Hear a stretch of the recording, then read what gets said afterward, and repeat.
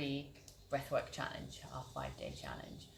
So we've had 3 days already where we've talked about different aspects of breathwork, how you can incorporate them into your lives. Then we've also given you some really simple, great little practices. So today we're talking about breath and natural urges. So this is one of my kind of favorite topics when it comes to breath practices, because it's fun, it's something that isn't commonly talked about or known about as a practice, and they're really quite transformative practices. So according to Ayurveda, the Indian health science, we have 14 natural bodily urges. And, for example, some of them are like sneezing, yawning, urinating, farting, belching.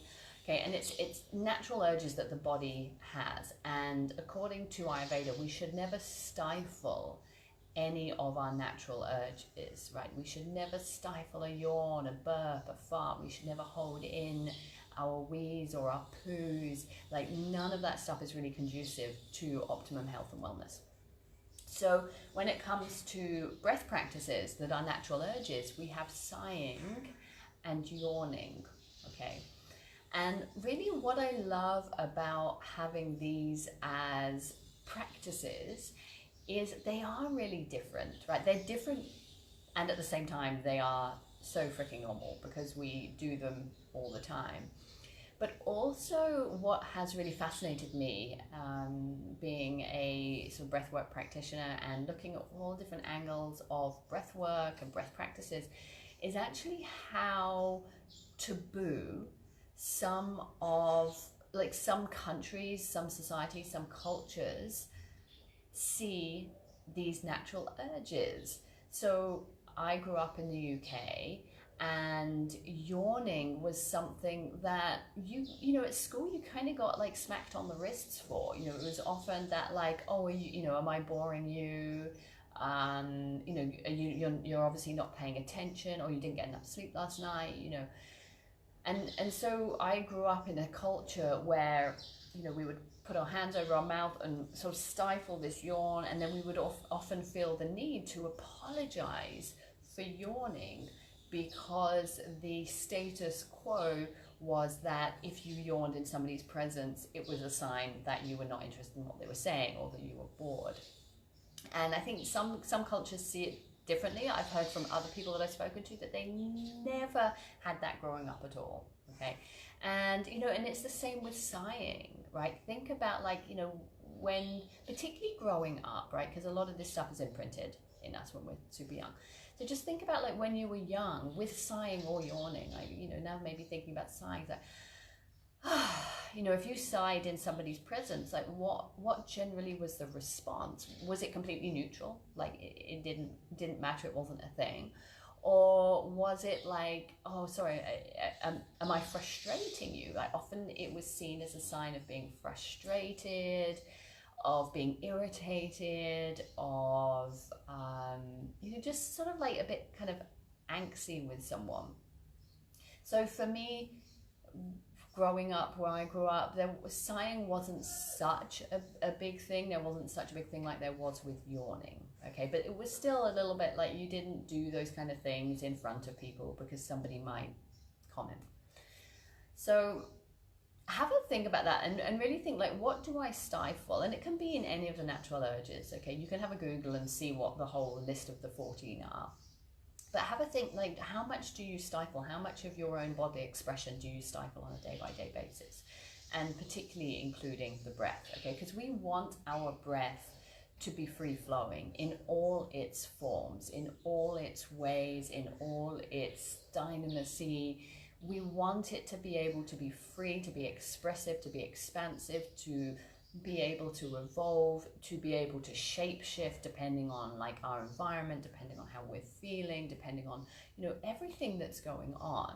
Okay. And in order to do that, we need to not stifle it, right? We need to not limit and restrict our capacity of breathing in any way, shape or form, because if we do, then we are literally limiting the way that we live, right? How you breathe is how you live. Okay, so if you know that you're stifling your breath, if you know that you're not breathing fully, if you know you're not breathing deeply enough, that will be directly showing up in how you show up to life. So have a ponder on that. So the breath that we're going to practice today, and we'll do the practice in a moment. Once I've finished talking, I'll stop this video, come back on and do a separate video for the breath practice, but we're going to do sighing. Okay, and sighing is a really great practice. Sighing both energizes and relaxes you simultaneously. Okay, there's not much else that relaxes and energizes simultaneously. There's not one thing that I can think of. There may be some things, but if there are, there's not many things that are singular that can both energize and relax. So it's a really, really powerful practice, and it can be done anywhere, anytime. You know, you don't need to be seated specifically. You don't have to do it standing. You can do it lying down. You can do it you can do it when you're walking. Okay, you can just do a few sighs. You can do a whole practice of sighs. Okay, and there's a lot of different ways that we can sigh, right? We can sigh more like that. You know, or we can really let it out. And one of the things that I find most helpful and how I use this practice the most is when I'm feeling kind of frustrated, if I'm feeling a little bit pent up, if I've got some pent up anger, irritation, frustration. I often say this when I'm teaching to our groups, is you can often, like if you drive past me on a bike in the streets of Canggu, you can often hear me like like sighing and kind of groaning and moaning as my way to get the frustration out from like the kind of the hecticness and the franticness of the roads over here. So it's a really good way for us to just release that energy, that anger, that frustration. Oftentimes I'll have a good sigh after I've been on a call with someone, not necessarily that they have frustrated me or felt frustrated, but just as a way to kind of shift my energy, right? If I've been really focusing on something, you know, someone, particularly with coaching for, you know, like an hour, afterwards, like I like to have a really good sigh to get it all out, okay? Otherwise, like if we continue through our day and we're, you know, I kind of talked about this the other day with regards to stress and shallow breathing, and it's a similar thing, but on a much more micro level, right? If we're continually going through our day with little, you know, little frustrations, little irritations, little this, little that, and we're not like getting that energy out, because it's all it is just freaking energy, right? If we're not actually getting the energy out, then it builds up, and that's when often we can get to the end of our day and kind of be really reactive and explosive with those that we love. When, you know, we reflect on it and we're like, well, nothing's actually really happened today. Like I haven't had like some big, massive event that has meant that I should be, you know, that is the kind of the trigger for me to be so reactive. Often it's just lots and lots and lots of little events, but we just don't self-regulate. So this is a really beautiful way to continually self-regulate throughout your entire day, okay? So that when you get to the end of the day, or when you get to a particular point in your day, you're not lashing out, you're not reactive, you're not feeling that everything's just too much, right? Just too much, I just need to like go and sit in my cave and not speak to anybody, right? Again, it's just all energy, so we need to learn to regulate our own energy so that we can live our fullest expression of life. Cool. So that is why we want to do it. So I'm going to stop this video now, and I'm going to come straight back on another video, just so the explanation and the practice is in two separate videos, so that if you want to keep coming back to the practice, you can just keep coming back to the practice.